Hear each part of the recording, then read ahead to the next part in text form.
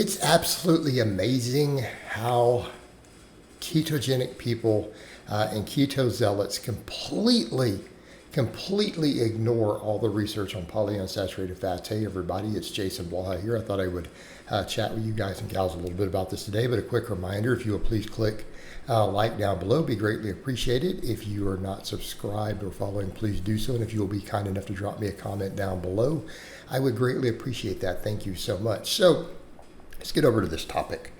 All right, so this is one of those two where they try to pull this nonsense of, well, whatever. They'll even talk about seed oils, and I'm not even pro seed oil. I mean, I tell people not to cook your foods in any sort of added fat, right? Seed oil, butter, tallow, look, guys, this is how you get fat, right? Just stop.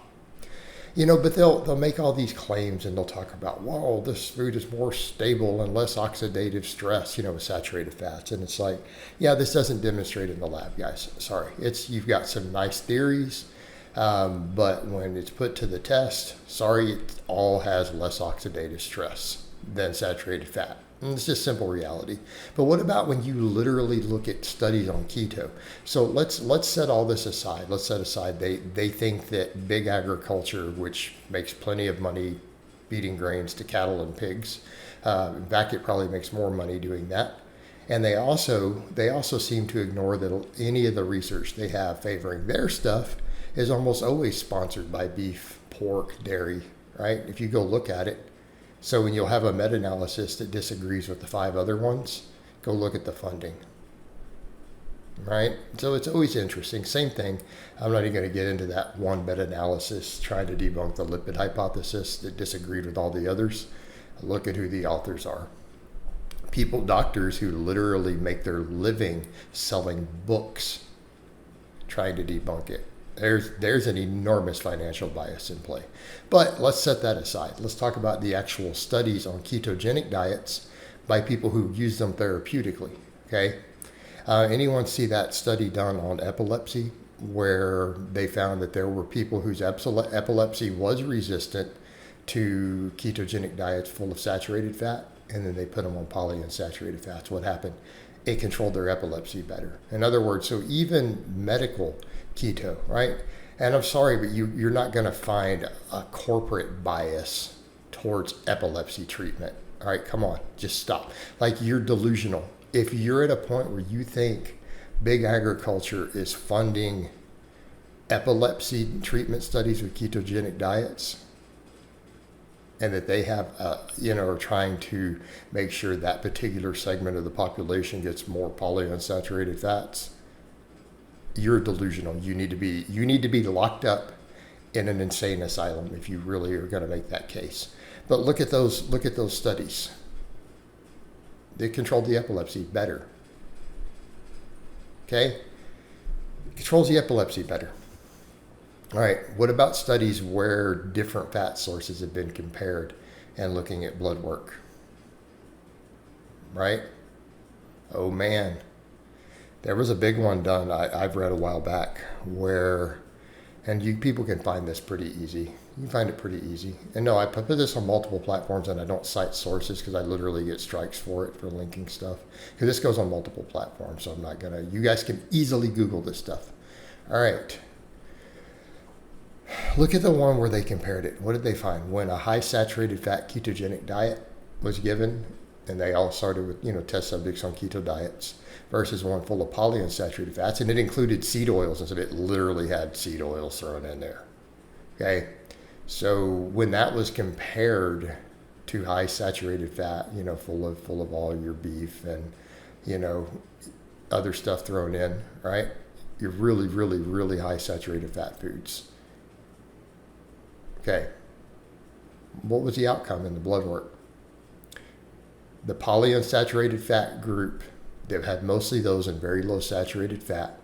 When you look at the blood work, they had higher HDL. That's your good cholesterol. The polyunsaturated fat group had higher HDL than the saturated fat group. So this kind of is a problem for this. Well, it improves HDL. They had higher HDL. They had lower LDL, which is the bad one. This causes atherosclerosis. That's not debated anymore. So again, there's the second you know that someone's a keto-tard cultist.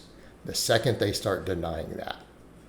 Or they push the large versus small particle size without realizing that even the large particles, if you look at the data, they still cause atherosclerosis, just not as much. It's milder. It still causes it, right? Okay. And by the way, anyone who's metabolically unhealthy, what do the studies show on keto? That if they go on keto with saturated fat, they accumulate atherosclerosis at a pretty fast rate. This has been studied too. If they're starting metabolically unhealthy, the only people who seem to be resistant to that are really lean, fit people who are metabolically healthy. So for you diabetics out there who are not like pretty lean athletes, yeah, you're completely screwed if you're doing this. Sorry, I have some friends who do that and they don't like to hear that. Sorry, you're in trouble. You're diabetic. It's going to kill you. So set that aside. What else? Triglycerides are lower in the polyunsaturated fat group. We all agree triglycerides are bad, right? Everybody does. High carb people, keto people, everyone. We all know. This is a given. We don't debate this one. Right? Triglycerides are lower. What else was improved? Insulin sensitivity. The polyunsaturated fat group had better insulin sensitivity, which you would expect. Right? Saturated fats tend to induce it. Polyunsaturated fats tend to improve it. And this has been pretty consistent, even in high carb diet studies. Pretty consistent across the board. Also, their inflammatory markers are lower. So every single health metric, like even the people they want to argue about LDL, okay, fine. What about all the others? Polyunsaturated fat group had better HDL, better triglycerides, better insulin sensitivity, lower inflammation. And it included seed oils, literally the worst polyunsaturated fats you could possibly come up with to give a human, right? The worst garbage you can come up with, it was still better than the saturated fat in a ketogenic diet. Anyone see the problem then with this? They're still, no. So even if you're going to do a keto diet and you're chasing metabolic benefits, health benefits, medical benefits, the high polyunsaturated fat one wins hands down every time. In other words, you should be living on nuts and different oils, avocado, right? You should still be keeping the saturated fat extremely low.